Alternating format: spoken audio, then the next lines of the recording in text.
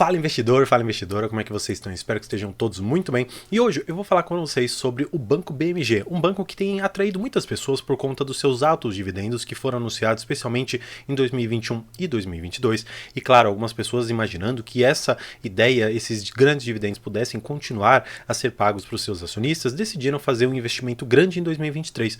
Só que o que acontece? Lá no primeiro trimestre, eles divulgaram apenas 2 centavos de dividendos, que líquido dava praticamente menos do que 2 centavos. Aí chegou no segundo trimestre aqui de 2023 e eles decidiram não pagar.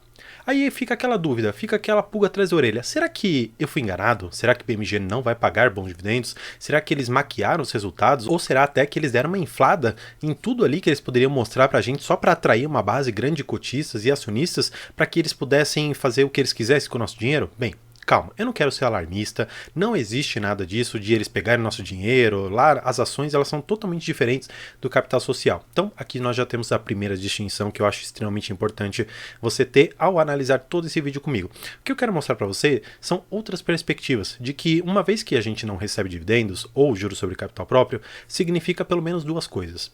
Ou essa empresa ela está investindo em outros ramos e ela precisou daquele dinheiro para fazer um investimento e decidiu, portanto, não pagar dividendos, ou é uma empresa que está dando prejuízo. Eu particularmente não acredito que o BMG esteja dando prejuízo, afinal de contas, por mais que operacionalmente ele não esteja ainda tão bem por conta de uma alta taxa de juros, ele tem muitas compensações tributárias que ele ainda está conseguindo fazer. Em função disso, eu acredito que ele vai conseguir segurar e sobreviver durante todo esse período de uma alta taxa Selic, e quando ela reduzir, nós veremos bons e grandes resultados em Banco BMG. Exatamente por isso, então, eu convido você a ficar nesse vídeo para que a gente enxergue essa outra linha. O que será que o BMG está fazendo com o nosso dinheiro que ele não decidiu pagar um juro sobre capital próprio? Então, se você quer saber isso e outras tantas informações relevantes para você, investidor de BMG, fique comigo para logo após o vídeo. Então, vamos para o vídeo. Bem, de início eu gosto sempre de mostrar para vocês o fato relevante que deu origem a uma dúvida que é muito cruel para os acionistas de Banco BMG. Aqui eles decidiram no dia 29 de junho o seguinte: declarar que não vão pagar juros sobre capital próprio, eles não farão pagamento. Ou seja, eles decidiram que daquela política que eles tinham de pagar trimestralmente, o segundo trimestre ficou prejudicado. Aí você pode estar pensando, mais uma vez, que o banco ele engana você, que o banco ele pode estar dando prejuízo, mas você tem que carregar essas informações que o banco te dá com todo o histórico que ele está trazendo. Então, olha só que interessante o que eu vou mostrar para vocês. Eles declararam isso no primeiro trimestre de 2023, o seguinte, que eles evoluíram em diversas questões, no entanto, o banco fez algumas aquisições que eu acho importante você saber. Aqui o banco adquiriu 5% do capital social da Granito, instituições de pagamento. Ele ainda fez outra coisa que eu acho muito interessante. Ele aumentou a participação dele em 30% do capital social da BMG Seguros, passando hoje a deter 100% do capital. Ou seja, nós estamos aumentando posições em empresas que são, claro, de dentro do próprio banco, mas que antes estavam pulverizadas na mão de outras pessoas. Nós sabemos especialmente que a Wiz, que é uma empresa que também está listada em bolsa, ela fez grande parte da história do BMG, especialmente nessa questão de seguros e seguridade. Em função disso, o banco ele precisou, vamos dizer assim, repatriar esse braço que havia do BMG para dentro da sua instituição, fazer com que os lucros eles fossem efetivamente todos do banco. Claro, olhando para isso, você pode imaginar que pode não ter sido uma boa ideia e tudo mais. No entanto, a gente tem que acreditar na empresa, nós temos que acreditar nos gestores e tudo que eles têm fazendo para gerar valores para os seus acionistas. Tanto é que você lê bastante dos relatórios e tudo mais que eles publicam, tudo é direcionado a trazer valor para o acionista e criar uma carteira de crédito sólida e não tão dependente hoje, como nós temos da questão do consignado, do empréstimo consignado, cartão consignado. Então, a gente precisa enxergar essa evolução. Primeiro de tudo, e eu acho que esse é o mais importante, saímos daquela carteira de crédito tão focada em consignado, mas claro, ainda com importância grande, mais de 50% da carteira de crédito, mas ainda assim já vem reduzindo. Outra questão que eu acho importante, ela está aumentando os braços que ela tem e dentro desses braços ela está fortificando a sua posição, se não tendo a maioria do capital social dessas empresas. E olha só que interessante, que eles publicaram recentemente. No dia 6 de julho, eles disseram o seguinte para nós, vamos ler esse fato relevante, que eles vieram ao mercado dizer que eles fizeram uma aquisição de 30% do capital social da BMG Seguros, da instituição aqui que nós temos que é a Generali, pela BMG Participações. Ou seja, estamos dizendo de uma forma muito mais clara que eles vieram aqui dizer para a gente que eles concluíram a aquisição de 30% do capital social da BMG Seguros que eles tinham anunciado que eles iriam fazer. Então, olha só o que a empresa está fazendo. Ela está aumentando aquelas posições e usando o nosso dinheiro para pagar os compromissos que ela disse que honraria. Então, eu acho que é interessante para você que é investidor de BMG não se prender tanto a alguns detalhes que você pode enxergar em alguns sites. Tanto é que eu vou até mostrar para vocês aqui no Status Invest, que é bastante conhecido de vocês, o BMG.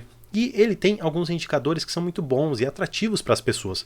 Se você for pegar aqui, por exemplo, um yield nos últimos 12 meses, na casa dos quase 14%, você pensa, poxa, é um banco, se replicar um dividendo desse no futuro, vai me deixar milionário e tudo mais. Só que a gente sempre tem que olhar com bastante parcimônia quando você vê um índice que está relativo ao passado. Você tem que enxergar, claro, como que foi o passado dessa empresa para mostrar se ela foi lucrativa, mas você precisa enxergar de hoje em diante e estabelecer algumas projeções. Claro, isso não é feito com base em indicadores, por isso que algumas análises feitas com esses indicadores acabam sendo muito prejudiciais para algumas pessoas, mas eu acho que elas podem dar um certo norte interessante. Então, olha só, a gente pode ver com todos os indicadores aqui que nós temos dessa empresa, que os principais são a questão do dividend yield, que eu acho que é importante. Nós temos também o LPA, que é o lucro por ação, e nós temos outro que eu acho extremamente interessante, que muitas pessoas olham, especialmente para fundos imobiliários, que é o P sobre VP. Olhando para esses indicadores isoladamente, você pode imaginar, tá bom, eu tenho uma empresa que está me pagando quase 14% de yield, está em tese 60% descontado e está me gerando um lucro por ação de 16 centavos, calma, tem alguma coisa aqui que não está batendo. Por quê? Se você pega um yield tão grande como esse e um lucro por ação de 16 centavos, você já tira uma noção. Por quê? Quando você divide esses 16 centavos pelo preço de hoje, que está mais ou menos 2,80, você tira por base que nós temos um dividendo na casa aqui dos seus 5,71%. Ou seja, só por essa indicação, se você conseguir analisar os indicadores de uma forma conjugada, você já percebe que esse dividendo do passado, ele já não representa mais tanto o dividendo que pode ser no futuro, porque o lucro por ação dessa empresa caiu bastante, está aqui na casa dos 5,71%, claro, se considerarmos que eles paguem todo esse lucro por ação para nós, que na verdade não é o caso do banco. Outros indicadores aqui, como EV/EBITDA e outros, podem ser um pouco complicados. Eu gosto de enxergar algumas questões de margem, porque aqui nós temos uma noção bem real do quanto que a empresa consegue rentabilizar suas operações. E olha só que interessante, essa empresa tem uma margem líquida de 1,34%, ou seja, significa que de cada R$100 que ela tem de operação, ou seja, que ela consegue gerar ali dentro por conta do CDB que ela tem para captar esse dinheiro no mercado e depois colocar como empréstimo ali para os seus correntistas, você vai perceber que desses 100, apenas R$1,34 voltam para a empresa como lucro, ou seja, uma margem líquida muito enxuta. Muito disso se deve, como eu já expliquei num vídeo que eu vou até deixar no card aqui para vocês, por conta do empréstimo consignado. O empréstimo consignado, ele trabalha de uma forma bem resumida, num determinado percentual do capital que você tem, do seu salário ou do seu benefício do INSS, que você pode reter na fonte como forma de pagamento daquele empréstimo ou do cartão. Só que você tem taxas de juros também são limitadas por lei. Então você não consegue, num cenário de alta Selic, como nós temos hoje, e com uma inflação também alta, você captar um dinheiro caro no mercado e emprestar esse dinheiro da mesma maneira caro, sendo que você não tem efetivamente como operar com margens além daquilo que são permitidas em lei. Então, por isso mesmo que a margem consignada fica muito apertada nesses momentos. Então, por mais que a margem líquida aqui seja nesse sentido, você vai perceber que também as questões de crescimento do banco são bem tímidas, na casa de 2%, menos de 1%.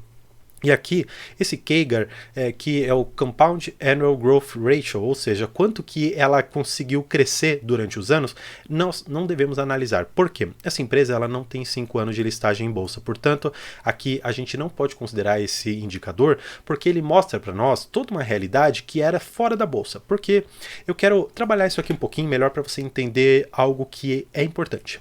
As empresas, quando elas vão lançar capital em bolsa, elas têm que trazer pelo menos um relatório dos 3 últimos balanços dela. Desta maneira, a gente consegue analisar balanços que, de uma certa maneira, não estão fraudados, não tem nada errado, mas eles são maquiados. É a mesma coisa que, assim, você vai vender o seu carro. Você coloca lá seu carro todo sujo, todo assim, sem cuidado? Não, você vai lá, você lava, você dá um polimento, você coloca um pretinho na roda, você faz tudo isso para que você mostre a versão do carro, pelo menos a melhor versão dela, por mais que em um momento passado ela tivesse um pouquinho sujo, tivesse com a roda um pouquinho ralada e tudo mais. Então, aqueles períodos, eles são esse carrinho lavado que você pretende vender. Depois que você vende, você começa a perceber que precisa fazer uma manutenção ali, precisa trocar uma roda ali, precisa fazer uma outra coisa, e tudo isso vem durante esse período que ela está em bolsa. Então, ela foi listada ali mais ou menos em 2021, eu particularmente ficaria com essa ação até mais ou menos 2025, 2026, para a gente ter uma noção de quanto que ela cresceu nesse período todo em que ela está listada. Portanto, eu não olharia para esse indicador. Por fim, eu quero mostrar apenas dentro dessa questão de indicadores para você perceber que você precisa fazer uma análise conjunta, não só das perspectivas futuras, como eu comentei com você, do crescimento orgânico aqui do banco, mas também dos indicadores passados para você enxergar se é possível que essa empresa continue crescendo, para a questão do cronograma de pagamento de dividendos e também aqui do quanto que ela pagou. Claro, nós sabemos que agora existe uma perspectiva de ser pago trimestralmente, apesar de nesse segundo não ter sido pago. E aqui, se nós juntarmos por ano, você vai perceber que 2019 pagou 25 centavos, 2020 pagou 17, 21, 31 centavos, 22, 36 e agora aqueles 2 centavos. Claro, esses 2 centavos você tem que lembrar que são juros sobre capital próprio, portanto você tem um desconto, então daria basicamente uns 0,17, que seria essa conta correta para a gente saber quanto que daria. Se você for tomar como base algo que é, vamos dizer, intermediário, a gente pode pegar e somar todos esses dividendos aqui, e dividir por 4, vamos considerar esses 4 anos. Então, eu vou pegar esses 25 centavos, mais aqueles outros 0,17, vamos pegar outros 31 centavos, e por fim, nós vamos pegar aqueles outros 36 centavos. Tudo isso aqui dividido por 4. Portanto, nós vamos ter uma média de mais ou menos aqui 27 centavos. Se fizermos mais ou menos isso aqui dividido por 6%, nós teremos um preço teto com base no AGF em 4,54 para essa empresa. Portanto, existe um upside para ela, bastante interessante aqui, mas ele pode não se concretizar, considerando que existem N fatores que podem interferir nessa empresa. Portanto, eu não olharia para esse indicador isoladamente.